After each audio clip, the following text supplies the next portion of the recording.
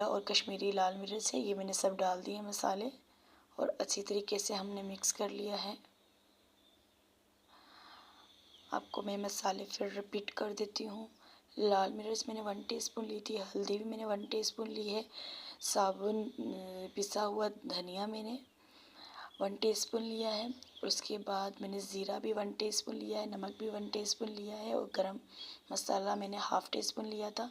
वो डाल के मैंने अच्छी तरीके से फ्राई कर लिया चिकन। अच्छी तरीके से मैंने मिक्सिंग करके और 2 मैंने मीडियम साइज़ के टमाटर लेके चॉप करके वो भी मैंने डाल दिए हैं और मैंने अच्छी तरीके से मिक्स करके कवर लगा दिया है।